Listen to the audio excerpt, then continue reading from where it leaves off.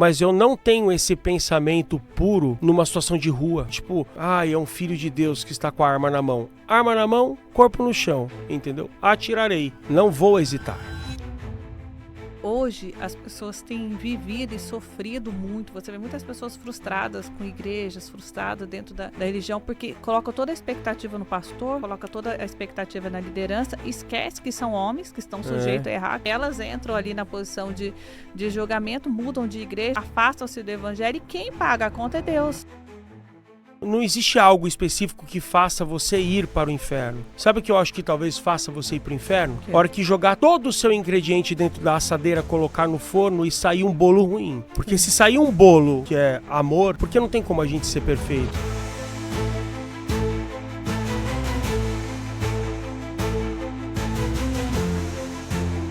Mais um episódio do Jesus Pode.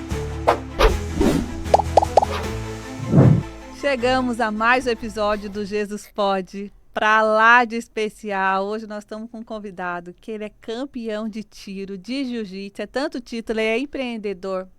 E mais que tudo, eu tenho certeza, ele é um servo do Senhor. O Senhor ganhou esse homem para Jesus. Eu quero demais que vocês conheçam a história dele, que vai agregar demais para quem está em casa. Então acompanhe com a gente, não perca nada, já começa seguindo, compartilhando essa mensagem, porque você sabe, esse testemunho é de graça para você.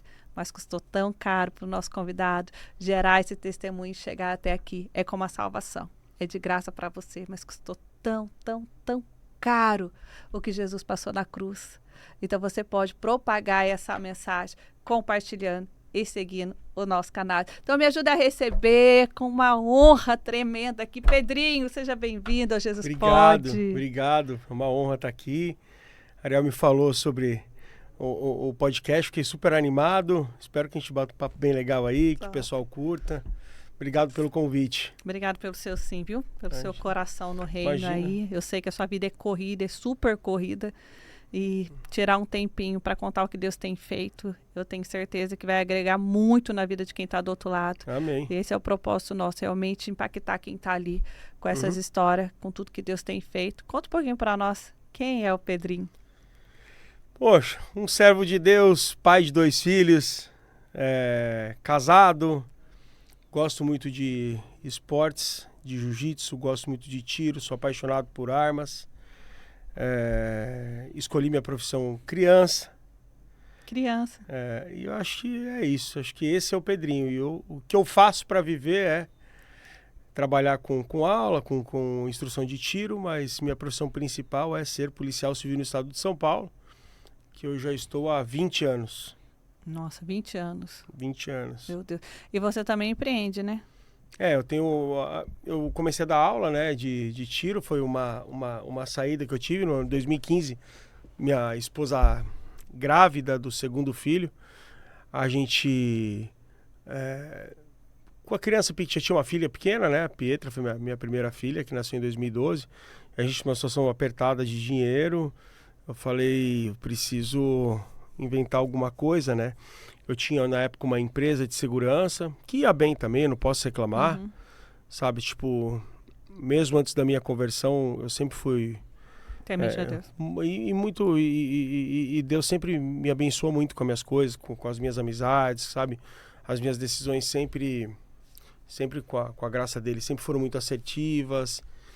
Mas, tipo, alto e baixo, né? Como é na vida de todo mundo. E eu cansei da profissão ali da empresa ali de segurança, de consultoria, sabe? Tipo, não a consultoria, mas de trabalhar com material humano, sabe? Mão de obra, aquelas brigas de orçamento, um querendo passar o orçamento mais baixo que o outro. Eu falei, eu não vou ficar passando esse estresse, sabe? Porque segurança as pessoas, todo mundo palpita, sabe? Eles avaliam o valor final, mas não avaliam que a mercadoria ali é diferente, que o seu serviço é diferente. A pessoa que contrata não consegue avaliar a diferença de um ou de outro. E eu falei, eu não quero ir para esse meio, sabe? Eu quero diversificar. Foi quando eu comecei a migrar para a parte de ensino, né? Eu falei, eu vou ensinar o que eu sei, o que eu aprendi. Eu tinha visto ali uma frase que me marcou na época, mais ou menos, foi assim, tipo, ganhe dinheiro com o que você sabe, né? Não com o que você faz. Olha. Porque com o que você faz, você vai ficar refém das horas do dia. Com o que você sabe, enquanto você está dormindo, você está ganhando, né? E eu comecei a dar aula. E a aula é um nicho de propriedade, ali é propriedade intelectual, você não tem como ter concorrência, ninguém tem como avaliar ou pôr preço no teu trabalho. Exato. Sabe? Tipo, você pode fazer o que você quiser, você põe, ali custa tanto, tudo bem, pode ir lá.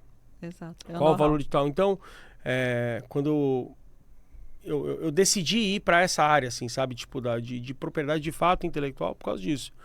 E em 2015 a gente precisando de dinheiro, tipo, ia nascer meu segundo filho, eu falei, acho que eu vou montar um curso de tiro. Não tinha, eu fui um dos primeiros instrutores, assim, eu acho, de tiro do Brasil ali, nessa, tipo, numa época que começou a crescer, não que eu, tipo, tem instrutores de tiro que são bem antigos, né? Sempre teve, né? Essa profissão, mas ela ficou muito em baixa depois que mudou a lei de armas, depois que restringiram muito depois de 2003. 2015, eu tive essa ideia ainda, que estava bem no começo da retomada, né? Das armas, e eu montei um curso para um final de semana, eu com pouquíssimo equipamento, com tudo, falei, vou montar para 8 alunos, que a minha ideia era pagar o parto, pra você ter uma ideia. Caramba. Aí eu abri para 8, eu fiz 38 inscrições. Eu falei, tipo, num final de semana que eu fiquei trabalhando na correria master, minha esposa já barrigudona, sabe? Tanto é que meu curso foi no final pouquinho depois do meu filho nascer, ali na primeira semana ali. E de novembro de 2015 até novembro de 2016, eu emiti mais de 500 certificados. Meu Deus. Aí eu comecei. Aí curso, comecei a internet, comecei a falar um negócio aqui, um negócio ali, dava minha opinião, eu sou meio polêmico com opiniões, eu não tenho essa necessidade de gerar conteúdo. Sabe aquelas coisas que o marketing faz? Você tem que postar todo dia, tantas horas. Você fala o que você vive, né? Eu falo o que eu quero, tipo, sabe?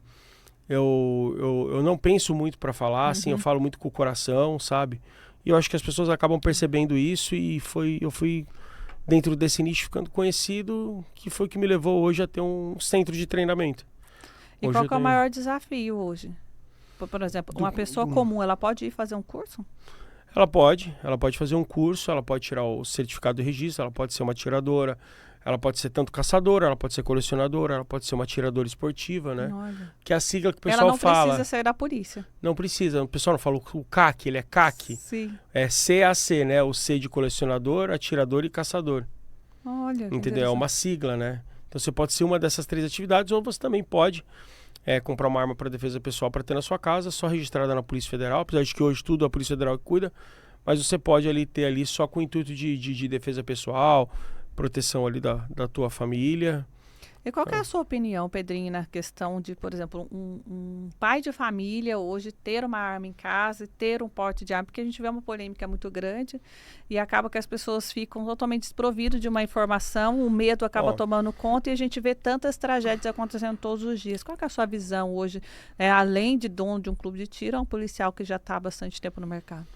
Então, a polícia, diferente de Deus, ela não é onipresente. A melhor polícia do mundo, isso a gente precisa colocar na cabeça, que a melhor polícia do mundo, ela vai demorar pelo menos 5 minutos para chegar. Então, os primeiros 5 minutos sempre serão seus, tá? Você ser temente a Deus e confiar em Deus não permite você pular da janela do 10º andar e pedir para Jesus te dar uma capa igual do Superman. Claro. Então você não pode fechar o olho para violência. Romantizar, né? Entendeu? Você não pode. Tipo, ela existe, o mal existe, tá lá fora.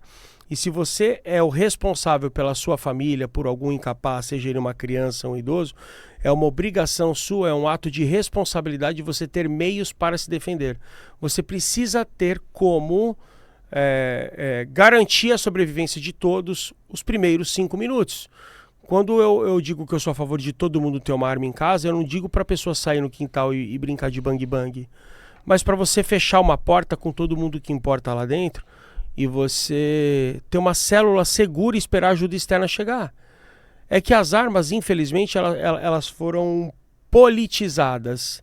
Tá? Não é mais sobre, tipo, virou arma, é coisa dos caras da direita, não sei o que lá, da esquerda, mas não é sobre uma opinião política, né?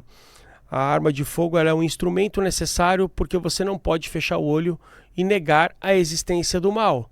O mal existe e você fechar o olho ou negar não significa que ele não vai acontecer. Ele vai acontecer. A diferença é que quem vai fazer esse tipo de defesa ou esse tipo de combate será outra pessoa. E outra pessoa não vai conseguir ter a mesma eficácia que você, que está no local dos fatos. 5 minutos depois pode ser muito tarde. Muito tempo. Não tenha dúvida disso. Ô Pedrinho, e qual que foi a situação de maior desafio que você passou dentro da sua carreira? Teve alguma situação de medo, de pânico, que você falou, meu Deus, eu não vou ser capaz daqui? Não, acho que nunca. Eu sempre fui muito confiante, sabe? Eu nunca tive medo, assim, da polícia e não tenho até hoje. Tipo, eu nunca senti, mas você não sente. Não é que eu não sinto medo. Eu faço as coisas com muito cuidado, com muita cautela, tá? Há uma diferença, né? Tipo, às vezes você fala, não, tenho medo como se você fosse um aventureiro. Eu não sou um aventureiro, eu tenho uma confiança, eu tenho uma ousadia, sabe? Eu confio nas coisas que eu sei fazer, eu confio na minha habilidade. Eu dependo sim de um pouco de sorte como todos, eu dependo de Deus, tá? Eu peço muito a proteção, mas eu tenho uma missão. Hoje, né, depois que eu me aproximei mais, né, da história... Como que foi que você teve esse encontro realmente aí mais próximo de Deus? Foi muito por acaso, assim, eu até gosto do meu encontro com Deus, porque não foi um encontro por desespero, não foi um encontro por necessidade, sabe? Um amigo me convidou para fazer um curso do Paulo Vieira, sabe o Paulo Vieira? Sim, Método CIS. Do Método CIS. E eu não conhecia o Paulo Vieira, só que eu fui entrevistado pelo Paulo Vieira no podcast. Entendi. E eu não sabia quem era, por quê? O Paulo Vieira é uma pessoa extremamente conhecida, mas hoje, como por causa da internet, é tudo dividido por nicho. Sim, sim. Entendeu? Você acaba, e eu não era muito do lado da religião, né, tipo, porque minha vida sempre foi bacana. Sim. Entendeu? E geralmente, né, as pessoas que estão mais num desespero que acabam indo mais para esse caminho, não que eu não fosse espiritualizado, não que eu não acreditasse em Deus, mas eu não acreditava, por exemplo, em Jesus. Para mim, Jesus era um mágico, um cara muito inteligente, um cara à frente do seu tempo, um sábio qualquer. Ainda assim, eu não dava a devida importância que ele merece, certo? E eu fui entrevistado por ele. Ali, quando eu postei no meu Instagram, eu recebi uma enxurrada de mensagens. E um dos meus amigos falou assim, eu gostaria de fazer o Método CIS. Eu falei, vou tentar arrumar para você. Aí eu pedi, através do Paulo, não do Paulo Vieira, né, do Paulo Ferreira, o Paulão, meu amigo lá de Orlando. Ele arrumou com o Paulo Vieira, eu conversei com o Paulo Vieira por FaceTime ali, depois, Paulo, tudo bem? O Paulo Vieira foi um lorde ali comigo e eles me arrumaram 2 convites para o Método CIS. E eu fui fazer. No primeiro e no segundo dia, eu não falei, não é nada demais isso. No terceiro dia, o Paulo Vieira me pegou ali. E eu comecei a prestar atenção em tudo que estava acontecendo, e é a hora que entra mais a parte da espiritualidade, o negócio. E foi muito pesado para mim. Eu acho que eu demorei uma semana para me recuperar disso. Eu só chorava. Sério? E depois eu voltei para minha vida normal e tentei fazer as coisas que eu fazia antes, até repetia meus erros ali, sabe? Tipo, meu jeito de ser, eu melhorei por um pouco, mas depois eu fui voltando, sabe? Tipo, sem paciência, estressado, bravo, essas coisas, mas as coisas que eu fazia de errado começaram a me incomodar. Eu não conseguia mais pecar em paz, digamos assim. Quando eu fazia alguma coisa que eu achava que estava em desacordo com Deus, eu começava... E assim começou a nascer o meu contato ali com Jesus. E eu falei, eu vou ler a Bíblia, eu acho, vamos ver. Se eu não vou acreditar, eu fui meio que ainda com o espírito de contestar, né?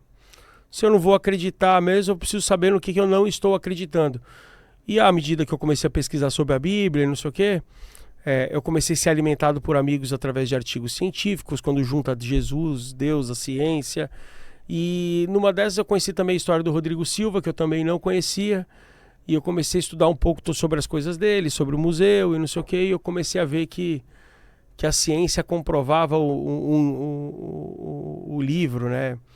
E eu comecei a pensar, inclusive, de uma maneira racional, né? Eu sempre fui muito desconfiado.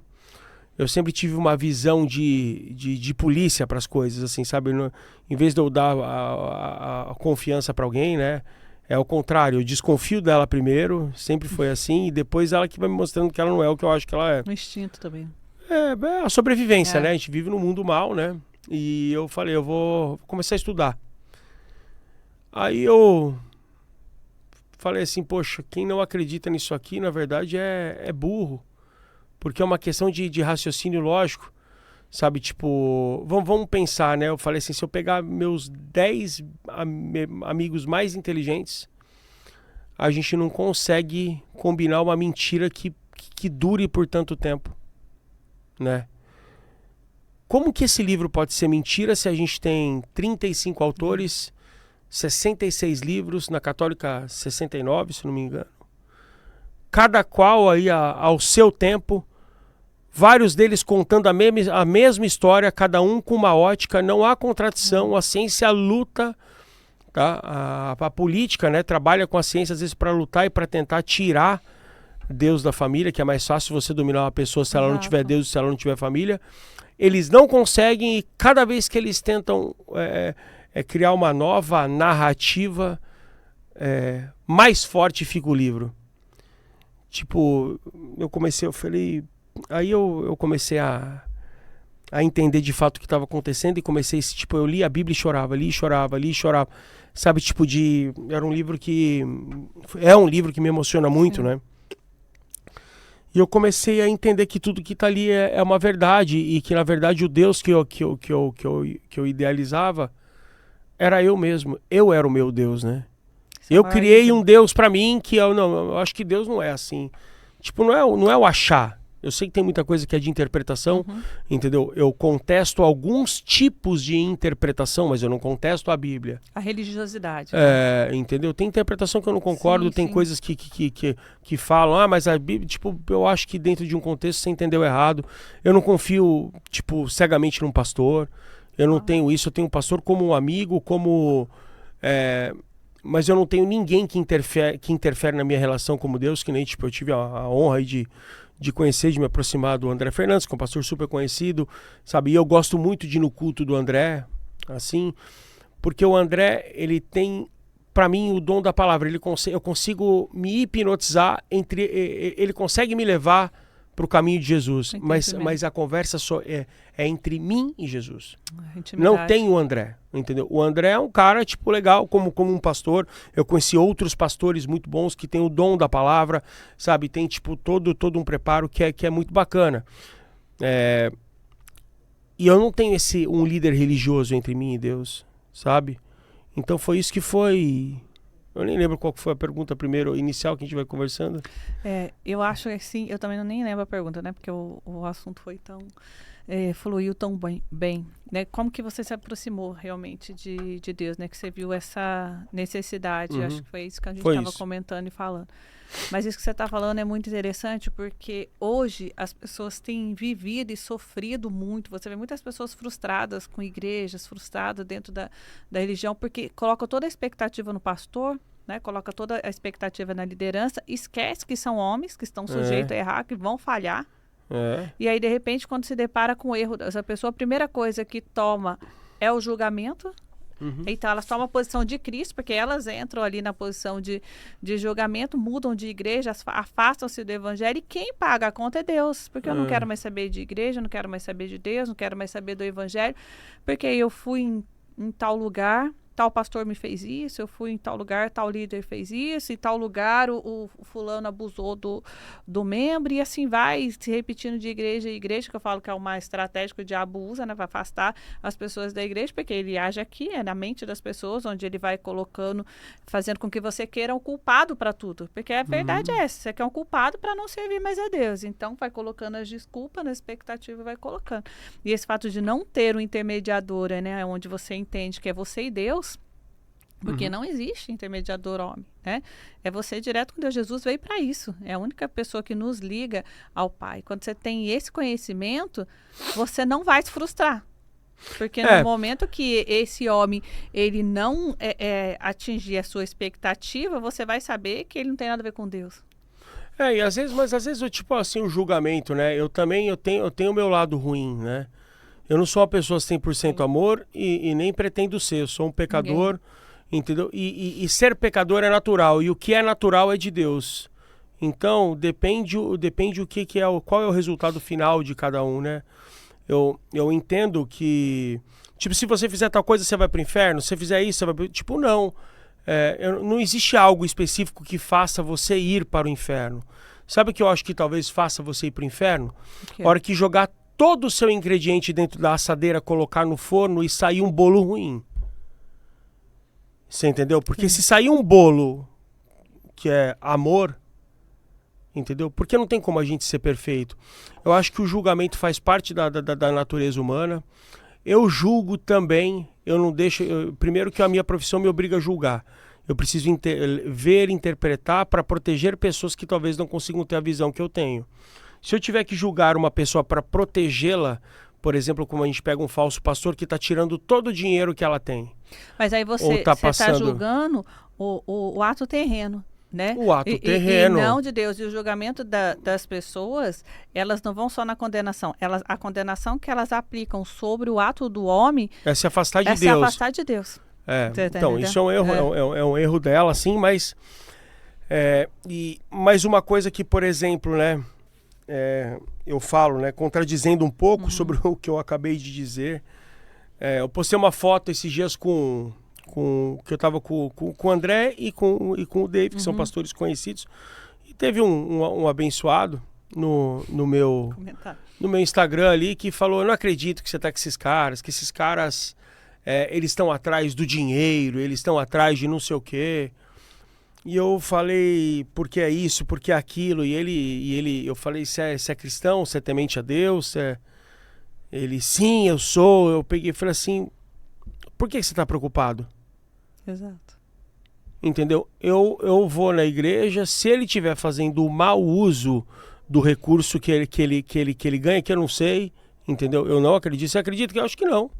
Sinceramente, eu acho que não.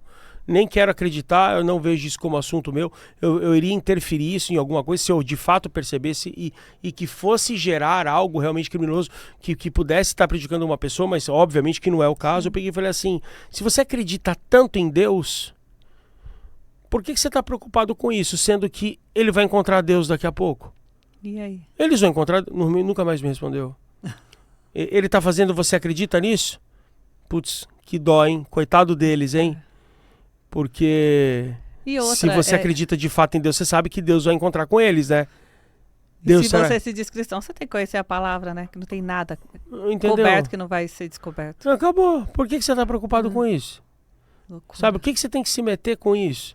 Entendeu? Eu posso até fazer um pré-julgamento ali, olhar uma coisa, olhar outra, se eu percebo alguma coisa que esteja muito fora do comum, e eu estou falando já do geral, né? Da igreja ali. E se for alguém realmente do mal que está usando a palavra de Deus, né? Mas caso contrário, cada um com a sua cabeça. O que eu posso dizer, principalmente sobre os dois, é que o pouco que eu conheço, a gente tem uma amizade nova, eu tô dizendo, são pessoas muito do bem, cara. Tipo, eu vi eles, eu acompanho ali no dia a dia, você vê que são pessoas que têm o coração com amor. Né? Coração com amor. Abençoado por Deus, sabe? Você vê que o caminho deles ali, dos dois. Ali eu conheço muito mais o André, o David eu tive por duas oportunidades, eu tive com ele, mas com o André eu já tive mais. Eu vejo o André é um cara muito amoroso, é um cara muito... Uma história incrível. Muito carinhoso, você vê ele tipo nos detalhes da vida, assim, sabe? Você vê que é um cara do bem, sabe? É um cara que eu admiro muito, sabe? E se porventura, né... uma pessoa vai e fala qualquer coisa, eu falo, cara, tipo, qual é a tua preocupação? Sabe? Por que você tá... não tem o porquê. É a mesma coisa de pessoas que usam o nome de Deus, que falam, eu acredito em Deus, eu creio em Deus, e ficam fazendo o mal o tempo todo. Falam a palavra de Deus, conhecem a Bíblia de cabo a rabo, só que faz coisas assim que eu falo, tipo, esse cara não acredita em Deus, esse cara é ateu. Porque se ele tivesse de fato a certeza que ele vai encontrar Deus, ele não faria isso. Exato. Não adianta você falar, eu creio em Deus e tipo... E faz absurdos ali, né? Sabe? Pedrinho, pratica o mal, né? E já que a gente está nesse assunto, falando em julgamento, como que é? Porque eu imagino que para uma pessoa com a sua profissão como policial é muito mais difícil. Você se depara muitas vezes com julgamentos, né? De coisas difíceis ali, de tribunais, né? Agora estou falando de justiça ali. De coisas, de crimes muito sérios. Uhum. E aí, quando você... Aquele coração em Cristo, né? De olhar para o outro, porque é aquilo que Jesus fazia, né? Você olha para um criminoso com o coração e amor no reino. Como é que foi isso para você? Porque é a carne, né? Eu não tenho esse coração de amor, eu não gosto de bandido, Sim. entendeu? Jesus não purificou meu coração a esse ponto, sabe? Que lindo Tipo, você falar e eu isso. acho que essa maldade, ela é necessária para eu me manter vivo. Se eu estiver olhando com muito amor e muita compaixão, talvez seja a hora de eu parar de fazer o que eu estou fazendo. E Sabe? você evangelizaria? Eu faço isso, Aham. eu dou testemunho das mudanças que eu Não, eu tive tô na vida. falando para uma Para um pessoa bandido? dessa. Sem dúvida nenhuma. Então você Por tá que fazendo não? a obra na sua profissão. Entendeu? Isso é Por lindo. que não? Sim, eu não gosto deles ali no primeiro momento. Eu entendo que muitos Ser humano, são né? tudo bem, ser humano. Sim. Não, você é um ser humano. Eu, Então sim, é eu sou um normal ser humano. você não ter empatia por esse tipo de coisa. Claro, Então, ainda mais mas sua eu- profissão. Assim, eu posso ter esse pensamento num ambiente calmo e tranquilo. Por exemplo, se eu estiver conversando com... Eu posso pregar a palavra de Deus, eu posso falar sobre um testemunho, eu ainda conheço muito pouco sobre a palavra de Deus. Eu nunca li a Bíblia inteira, eu comecei a ler a Bíblia recentemente, eu leio um pouco por dia ainda, sabe? Eu posso dar o meu testemunho sobre a mudança que Deus fez na minha vida, que eu acredito que Ele... Acredito não, tenho certeza que Ele pode fazer na vida de qualquer um, tá? Que esteja disposto a obedecer, porque Deus é obediência, o mal está na desobediência. Eu posso fazer isso desde que a gente esteja num ambiente controlado. Esse cara já está preso na porta de uma cela, eu posso conversar com ele, eu poderia falar isso com ele. Entendeu? Mas eu não tenho esse pensamento puro numa situação de rua, num lugar, entendeu? Tipo, é um filho de Deus que está com a arma na mão. Arma na mão, corpo no chão, entendeu? Atirarei. Não vou hesitar. Entendeu? Não tenho isso, entendeu? Se Deus não quiser que ele morra, que Deus desvie o tiro, porque eu vou dar. Entendi. Entendeu? Eu não posso ter esse alívio porque eu pensar demais me mata. A polícia... Você não cumpre o seu papel. E a polícia é uma profissão difícil por causa do tempo de decisão. Qualquer outra profissão, você analisa tudo com calma, você pode consultar. O policial, uma decisão tardia, custa a vida dele. E uma decisão prematura demais, ela custa a liberdade, tá? Ela custa a sua Forte consciência, entendeu? De fazer um tiro errado porque você achou que era algo e não era, sabe? Então você tem que pedir para Deus sabedoria, você tem que pedir ali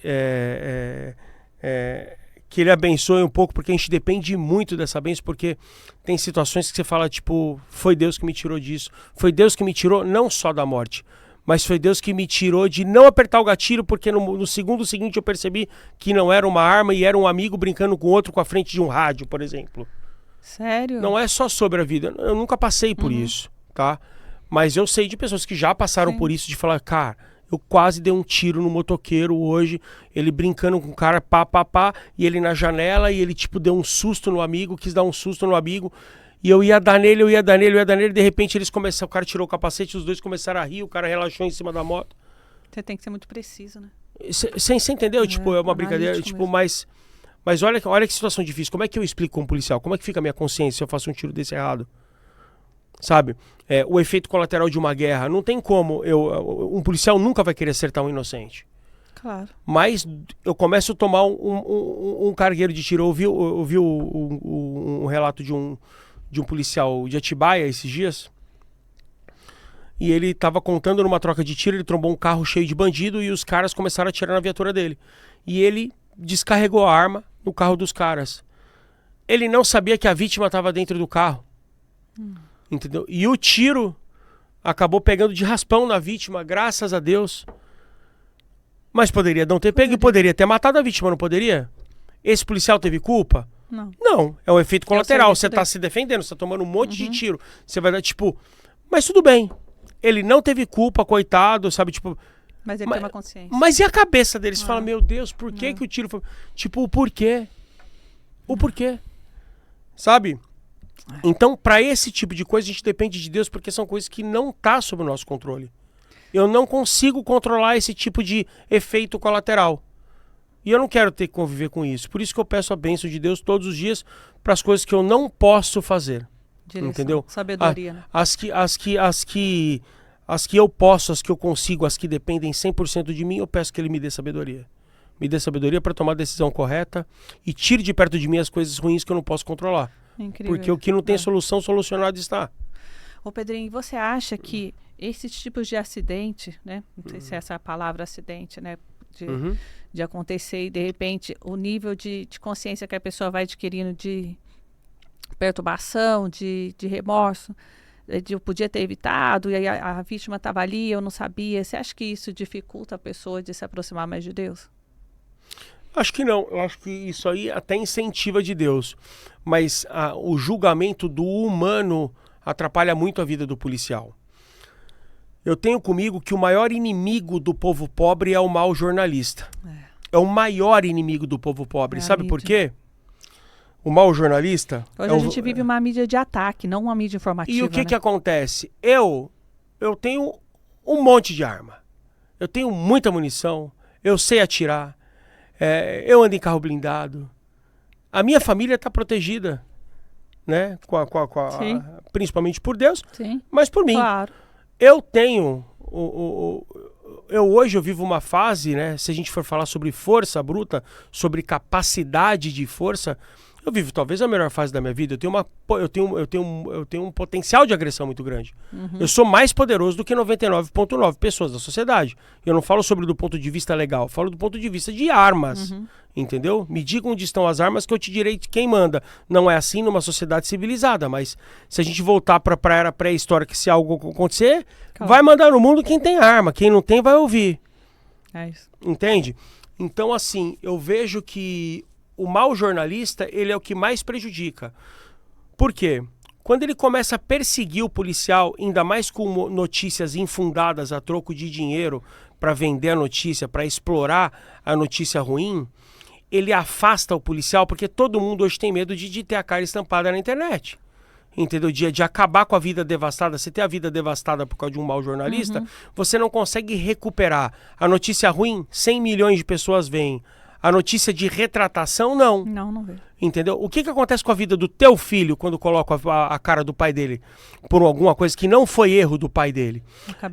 E às vezes a mídia se posicionando contra a polícia, ela afasta a polícia da sociedade, só que ela não enxerga que dentro de uma comunidade carente, onde vivem 100 mil pessoas, a gente tem 50 pessoas que são de fato traficantes e criminosas, entendeu? Sei lá, tô dando um exemplo, que tenha 1000, tem 99 mil pessoas lá que são só pobres e que vivem a lei do crime, entendeu? O braço do Estado chega lá em alguns momentos. A polícia entra, faz o que tem que fazer e sai. A partir do momento que sai a última viatura de dentro da comunidade, volta a lei da selva para esse cara. Entendeu? Então a gente tem 99 mil pessoas que não tem outro lugar para morar, entendeu? Que vivem num cárcere privado de acordo com a lei do crime. Aí, a única pessoa que tem de fato condição, o único grupo que tem de fato condição de enfrentar um bandido é a polícia, porque a polícia tem armamento e treinamento. Ela espanta. Ou ela desencoraja o cara de tentar, porque quem não tenta não erra. E ela deixa 99 mil pessoas refém da lei de um traficante. Poxa. Você entendeu? Se a mídia fosse amiga da polícia, se a mídia... E não amiga, eu vou refazer. Se a mídia fosse justa, apenas justa, ela seria uma grande... Só a verdade. Ela seria uma grande aliada da segurança pública. Sabe por quê? Porque ela aumentaria o efetivo policial em 4 vezes. Você fala, como assim? Hoje, nós temos 25% da polícia trabalhando, porque tem uma escala. O policial que está de folga num carro com insufilme, se às vezes ele vê uma situação na rua, ele finge que ele não vê. Não é o meu caso. Entendeu? Eu sou bem posicionado e tanto é que as maiores encrencas da minha vida são de folga. Tá? Eu não finjo que eu não vejo nada, eu vou pra cima de tudo. Não faz esta grossa. Entendeu? Não faço, nunca farei, entendeu?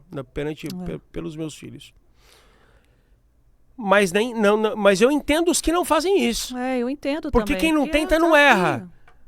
Aí o policial vê algo acontecendo e ele fala, poxa, ninguém sabe que eu sou polícia, eu tô no meu carro, tô com isso filme, quer saber de uma coisa? Eu vou embora, nem dinheiro pra pagar o advogado eu vou ter depois. E às vezes nem todo policial também é preparado como você, né? Você tem que se preparar. Mas que fosse. Você entende que se ele tivesse a certeza de que ele seria tratado com justiça e não com perseguição, ele tomaria partido com muito mais facilidade para defender a pessoa que ali, naquele momento, não tem condição de se defender? Com certeza, porque quando ele fez a escolha lá por essa profissão, o intuito dele era esse. E não é? É uma profissão de vocação. Policiais normalmente são de famílias de policiais, escolhem a profissão quando são crianças. Sabe? E a gente vê nas comunidades, e você sabe que tem o comandante Hamilton, não sei se você conhece. Do helicóptero, né? É uma benção. Nossa, pensa. E ele tem uns projetos muito incríveis com crianças nas favelas, né? Nas comunidades, aí levando esse nível de consciência de tirar realmente ali, de mostrar novas oportunidades. E a quantidade de crianças que, quando vai entrevistar e pergunta o que você quer ser, eu quero ser policial, eu quero ser piloto, eu quero ser isso. E a mídia não mostra isso. As crianças adoram a polícia na favela. Eles querem tirar foto, eles querem... A gente vê as mães, às vezes, puxando a criança. Fica quieto, menino, não sei o que lá. Sabe, tipo, dá licença. Porque eu também entendo o medo. Eu vou embora daqui a pouco, eu não moro lá. Entendeu? A gente não consegue, tipo, garantir a segurança deles o tempo todo, sabe? Tipo, o morador não gosta de conversar com polícia. E eu nem forço esse tipo de conversa também, nem quero que ele converse. Claro. Sabe, tipo, às vezes eu vejo... Tem polícia que fala, tipo... Tenta pedir algum tipo de informação, alguma coisa. Eu, sinceramente, eu nem quero ver o morador correr esse risco. Eu não quero receber informação nenhuma de morador nenhum, porque eu ficaria muito mal se, tipo, se por alguma ajuda que ele tivesse me dado, tem que partir dele. Se ele quiser vir me contar algo para eu poder ajudá-lo, pode vir contar que eu sou todo ouvidos, mas eu jamais vou pedir isso, porque eu tenho medo de colocar ele numa situação na qual eu não vou conseguir proteger. Eu vou embora. Você sabe que meu esposo foi militar há muito tempo do exército, depois foi para a escolta. E eu era essa mulher que eu orava e falava, Senhor, faz com que o meu negócio prospere. Porque eu não quero viver essa angústia de saber se meu marido sai, se volta, aquela preocupação e aquele convívio com as mulheres de militares e de lavar roupa e não poder pendurar no varal com tranquilidade, umas coisas, né? Na época eu não morava em condomínio, nada daquela realidade de varal, né? De levantar aquilo. E eu vivia numa angústia daquilo, de uma realidade, de valores invertidos, e isso me consumia. Eu falo assim que é uma vitória as mulheres assim que conseguem caminhar, sabe, com um policial de carreira que caminha, que leva, porque é uma profissão extremamente difícil. É a mulher que é a esposa do policial, porque ela tem que ter um psicológico, assim, uma mente muito preparada, porque sofre ataques de todo tempo, né, preocupação, e é filho, e é zelo, e você vê a figura que tá ali para proteger, é a que é mais atacada. Então, só que me custa caro isso, me custa dinheiro isso, tá? Porque para eu poder proporcionar essa calma, para não só para minha família, mas para mim também, me custa caro onde eu moro, me custa caro onde meus filhos estudam, me custa caro o carro que eu ando, para ter mais segurança, sabe? Eu tenho que compensar, eu tenho que trabalhar muito mais para poder fazer isso, sabe? Porque tem uma inversão de valores ali, entendeu? A violência aqui, ela tá fora de controle, não é por culpa da polícia, mas é por culpa da impunidade, entendeu? Quem tá fazendo, nosso secretário de segurança hoje aqui, o Derrite, tá fazendo um trabalho que Deus abençoe aí o projeto dele, que coloque a mão no projeto para que seja aprovado dessa reforma aí penal, entendeu? Tem caras que a polícia pega com crimes graves, tem cara que já foi preso 30 vezes. Tipo, a reincidência penal é um negócio terrível, sabe? Então, essa impunidade, ela é o grande estimulante da violência. Exato. Entendeu? Deixa o teu filho dar uma pedrada na janela do vizinho e você não faz nada com ele. Entendeu? Faz um experimento aí. Uma criança tira a pedra na janela do vizinho, 2 crianças. Uma você pune, castiga, e a outra não. Entendeu? Quem vai fazer de novo? E quem vai fazer de novo? Exato. Que adulto vai ser um, que adulto vai ser outro, né? E hoje a gente não pode mais, né? Punir os filhos igual antigamente. Não pode não. Na minha casa é minhas regras. Na minha também. Na minha também. Mas você vê a sociedade, a mídia, ela expõe eu quero que a mídia se dane também, assim, sabe? Eu não tô nem aí pra eles. Né? Entendeu? Eu sigo lá, o ensinamento é de Deus, eu faço o que tem que ser feito, o filho é meu, eu educo meu filho pra PM não precisar educar quando meu filho estiver mais velho. O que a mídia vai achar, eu quero que ela se dane, entendeu? Eu tô cansado deles também, sabe? Eu acho eles, a maioria deles hoje, infelizmente, são Invasiva. uns Invade boçais medicação, maldosos, sabe? Tipo, são figuras do demônio, é isso que eles são. Eles fazem um desserviço para a sociedade, eles protegem bandido, eles defendem mentirosos, sabe? Eles não se encarregam da função nobre do jornalista, que é levar a notícia. Sempre vem carregado de opinião, vem carregado de rancor, sabe? Tipo, chega, esses caras, alguém tem que dar um basta neles. Infelizmente, uma boa parte deles aí, eles viraram mercadorias. Sim. Eles têm ideologia patrocinada, sabe? O que eles acham não me interessa. Eu crio meus filhos da maneira que eu acho que é correto, da maneira que eu fui criado, entendeu? Da maneira que o meu avô criou os filhos dele. Por quê? Porque todo mundo na minha família deu bom. Na minha família não tem vagabundo, entendeu? O modelo deles que é um fracasso. Eles são vagabundos, drogado, entendeu? Com filho bandido. Eu não vou seguir o modelo deles. E a quantidade de criança e adolescente doente, né, Pedrinho? Vai muito além disso. Vai muito além de entrar pro crime ou colocar. Você vê as pessoas não têm psicológico. Não sabe lidar com frustração. Geração de fracos. Não sabe ouvir, não. A geração não sabe ouvir, não. Você tá maluco? Que, tipo, meu filho é criado... Meu filho... Eu crio um homem em casa. A gente planta menino pra criar... Tá com quantos anos? Tipo, meu filho tá com 9 anos. Meu filho é um homem. Eu crio um macho, o alfa, daqueles que eles não gostam. Entendeu? É desse jeito, é isso, porque é um homem forte que protege uma sociedade, entendeu? Um homem fraco não faz nada, um homem fraco não serve pra nada. Você trocar por uma latinha com fezes, você perdeu a latinha. Meu marido pregou ontem sobre isso, inclusive. Pelo amor de Deus, um homem fraco ninguém merece, geração de homem fraco. Homem fraco, nem ouvido eu dou, sabe? O máximo que eu posso fazer pra ele é orar, pra ele ficar longe ainda. Eu vou orar pra você melhorar, depois que você melhorar, você conversa comigo. Entendeu? Tipo, eu tenho uma raiva de homem frouxo, bunda mole, sabe? Homem não pode ser muito sensível, né? Sabe? Tipo... porque daí... E aí a gente vai ver também o porquê a gente vê tantas mulheres sobrecarregadas. Exato. Né? O porquê desses movimentos, desse falso empoderamento, porque é um falso. Né? Um falso empoderamento feminino. Não é, a gente exato. tem visto se levantando por aí. Realmente que são mulheres que caminham do lado de homens dentro do que você falou. Posso falar uma coisa? Fracos. Não tem ninguém melhor, não tem ninguém...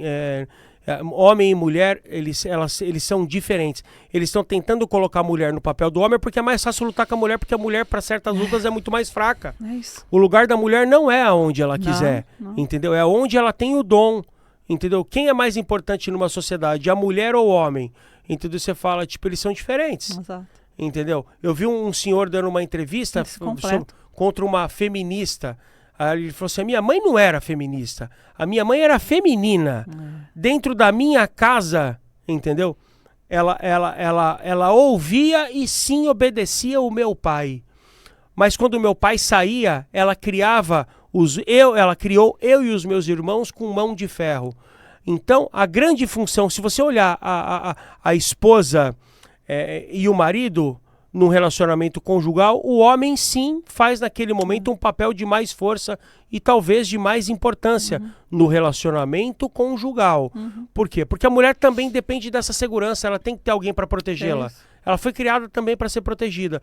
Mas uma vez que o homem sai para prover, para buscar recursos, a grande função da mulher é criar um homem digno, um homem honesto para receber a mulher que aparecer para ele no futuro. É isso. Entendeu? A mulher, ela tem como obrigação preparar um homem decente para a sociedade. Então, quem é mais importante? Quem veio primeiro, o ovo ou a galinha? Você entendeu que são, tipo, ambos são muito importantes, cada qual ao seu lugar. Por isso que Deus fez um para completar o outro, né? E eles distorcem essas coisas, assim, sabe? E a omissão é uma posição. A omissão é uma posição. Entendeu? Você escolheu não se posicionar. E aí, o fruto dessa omissão é perigosa. Então, o fruto da omissão é perigosa. Eu recebi a falta de posicionamento, a gente está colhendo os frutos da falta de posicionamento do ser humano. Eu espero que isso seja bem breve. Está na hora dos homens fortes dessa nação se levantarem. Entendeu? A gente não pode ser dominado por bandido, a gente não pode ser dominado por crápulas, né? Por pessoas inescrupulosas, por pessoas que vão contra a lei de Deus. E eu vou falar até para pessoas que falam, eu sou um ateu. Eu falo, você pode ser o que você quiser, não me importa se você acredita em Deus ou não. Mas uma verdade tem que ser dita. A Bíblia só tem o bem. A essência do evangelho é o amor. Você pode não acreditar em Deus, mas se você viver de acordo com o que está escrito ali, você vai prosperar, você vai viver numa sociedade pacífica, numa sociedade tranquila, uma sociedade com amor, você vai se relacionar pelo bem com as pessoas, porque ali só prega o amor. Se você olhar com a mente de Cristo, você vai ser justo. E é sobre isso. Não é sobre ser bonzinho, não é sobre ser ruim. Realmente você olhar com a mente de Cristo. O pensamento de Cristo é o pensamento de Cristo. Você vai ver, a Bíblia ela vai ter vários exemplos, né? De homens bons, de homens ruins, de ordens, de desordem, você vai ver tudo ali dentro. Mas dentro das histórias, os que ouviam a Deus, que tinham os ouvidos sensíveis à voz de Deus, à voz do Espírito Santo, é ali que florescia, é ali que o amor permanecia. Uhum. E nem sempre você vai ver as pessoas ali colhendo do que elas queriam, mas não, você vai ver muitas tendo que voltar, se redimir, entender, engolir orgulho, passar por cima, você vai ver percas, mas o coração sensível em Cristo, você toma uma decisão que tem que ser tomada, né? Ainda aquilo que você falou, num confronto, você foi lá e matou alguém, eu não sabia que a vítima estava no carro, tá? Mas eu não sabia. Mas o que eu me propus a fazer pela sociedade, eu fiz. Eu estou fazendo. Eu boto meu peito na frente.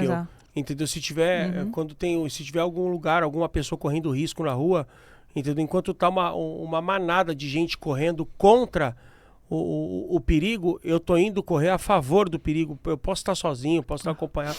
Eu não tô nem aí, entendeu? Essa é a minha vocação, tá? E para fechar, né? Tipo, se você ame o outro como a ti mesmo, né?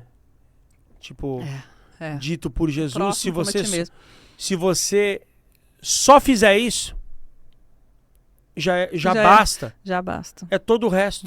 Porque você não precisa de mais nada. Porque o próximo pode ser qualquer pessoa. Pode ser seu pai, pode ser sua mãe. Você não precisa nem reforçar. Se você for analisar baseado nesse mandamento, né? Você fala assim, tipo, honrar pai e mãe é redundante.